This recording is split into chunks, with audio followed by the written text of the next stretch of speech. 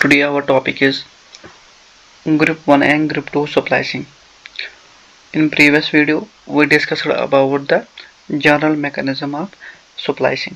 जो हमारा प्रोटीन बनने का प्रोसेस है उसमें पहले क्या होता है, जीन एक्सप्रेस होता है। जीन एक्सप्रेशन जब होता है फिर हमारा यहाँ पर आरएनए बनता है, यानी कि यहाँ पर डीएनए होता है, डीएनए से एमआरएनए बनता है, एमआरएनए से प्रोटीन बनता है। But in order to get different types of proteins or different types of isoforms of a same protein from a same gene, at that time cell has evolved the mechanism of splicing. आज हमारा topic है वो है group 1 splicing and group 2 splicing. ये जो दोनों splicing है without help of proteins होता है, क्योंकि यहाँ पर प्रोटीन का कोई अमल दखल नहीं है, ये विदाउट प्रोटीन्स होता है, यानी कि यहाँ पर जो सिनर्पस एंड स्प्लाइसोम्स हैं वो काम नहीं करते हैं। ग्रुप 1 एंड ग्रुप 2 पहले हम डिस्कस करने वाले हैं ग्रुप 1। जो ग्रुप 1 स्प्लाइसिंग है उसमें क्या होता है कि दो एक्सॉन्स होते हैं वो इंट्रॉन के साथ जुड़े हुए होते हैं, बट यहाँ पर इंट्रॉन में एक कैविटी होता है बाहर की तरफ, उस कैविटी में गोनिन होता है, उस कैविटी में गोनिन होता है। वो एमआरएनए का पार्ट नहीं होता है, but in the cavity of this intron, intron की एक कैविटी होती है, उसी में क्या बंद होता है वहां पर गोनिन, मगर वो गोनिन फ्री होता है, वो गोनिन फ्री होता है। या तो वो जीटीपी फॉर्म में होगा या तो वो जीडीपी फॉर्म में होगा, मतलब गोनिन है वहां पर। गोनिन में हमें पता है वहां पर OH ग्रुप है, कौन सा वाला, वहां पर 3' OH ग्रुप भी है एंड 2' OH ग्रुप भी है। सो उससे क्या होगा, उससे ये होगा कि जो यहाँ पर 3' 5' अटैक होगा वो होगा फ्रॉम द कैविटी, यानी कि वहां पर कैविटी से अटैक होगा, ना कि हमारा वहां पर कौन सा वाला अटैक होगा, विद इन द एमआरएनए वाला अटैक होगा। सो यहाँ पर जो कैविटी वाला 3' OH भी ऑन है, 2' OH भी ऑन है, तो यहाँ पर जो थर्ड वाला OH होता है, यानी कि ये गोनिन है, यहाँ पर ये फ्री है, इसमें 3' OH ग्रुप है, वो 5' सप्लाई साइड पे अटैक करता है।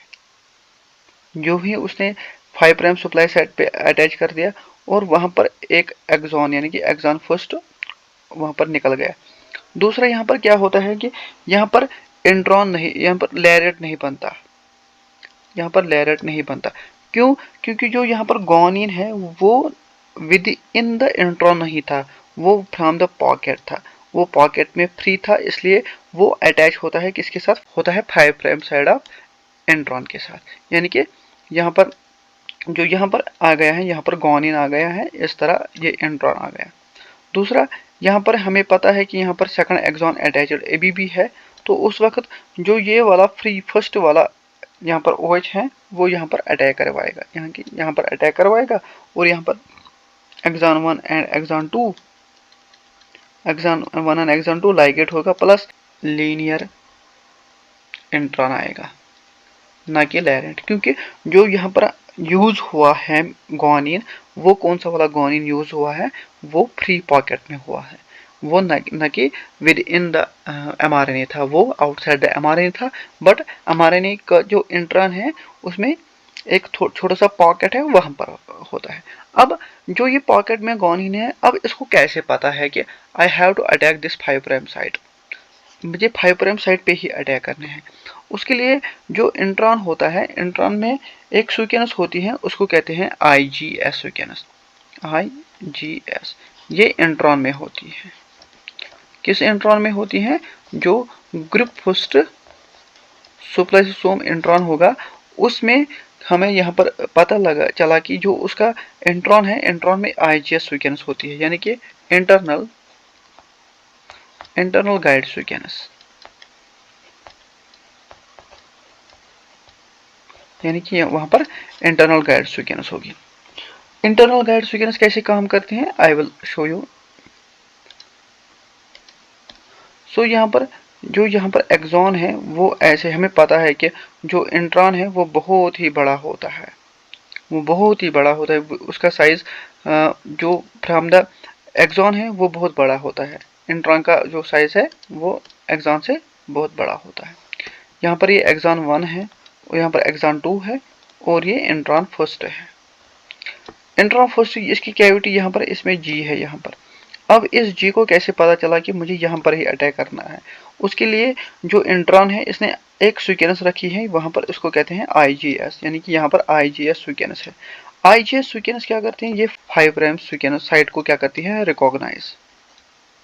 रिकॉग्नाइज यानी कि उसके साथ इंटरेक्शन दिखाता है, इसके साथ इंटरेक्शन दिखाता है, क्योंकि ये भी खुद RNA है, ये भी RNA है। वहां पर RNA इंटरेक्शन बनता है और वहां पर रिकॉग्नाइज किया जाता है यहाँ पर 5 प्राइम सप्लाई साइट को। और ये वाला गोनिन है जो पॉकेट में अभी फ्री है, उसका 3 प्राइम OH अटैक दिखाता है कहां पर? और उससे क्या होता है? जो वो गोनिन होता है वो अटैच ही रहता है 5 प्राइम के साथ, वहां पर लेयर स्ट्रक्चर नहीं बनता है। ये है ग्रुप 1 स्प्लाइसिंग। इसी तरह हमारा यहाँ पर दूसरा है, वो है ग्रुप 2 स्प्लाइसिंग, यानी कि group 2 splicing. Group 2 splicing is same like as have already in the previous video, but यहाँ पर क्या होता है कि यहाँ पर ग्रुप 2 में अब प्रोटीन्स का इस्तेमाल नहीं किया जाता है, just like the previous one. For example this is intron and this is axon, this is axon 1, this is axon 2 and this is intron. यहाँ पर जो अटैक किया जाता है वो ब्रांच पॉइंट की तरफ ही किया जाता है, वहां पर एडेनिन होता है। एडेनिन का जो 2 प्राइम OH है वो अटैक करता है 5 प्राइम पे, और जो एक्सॉन 1 है वो फ्री हो गया है, तो वो दिखाता है attack on the 3 prime supply site of intron. वहां पर क्या होता है? वहां पर एक्सॉन 1 एक्सॉन 2 ज्वाइन होता है और दूसरा लेयर्ड स्ट्रक्चर इंट्रॉन यहाँ पर रिमूव किया जाता है। सो यहाँ पर सिमिलरली यहाँ पर लेयर स्ट्रक्चर इंट्रॉन बनता है। तो ग्रुप 1 में और ग्रुप 2 में ये डिफरेंस होता है कि ग्रुप 1 और ग्रुप 2 में डिफरेंट टाइप्स ऑफ लेयर्स निकलते हैं। ग्रुप 1 में लीनियर निकलता है, यानी कि ग्रुप 1 में लीनियर इंट्रॉन निकलता है और ग्रुप 2 में यहाँ पर लेयरेट शेपर्ड निकलता है, just like the previous video हमने डिस्कस किया।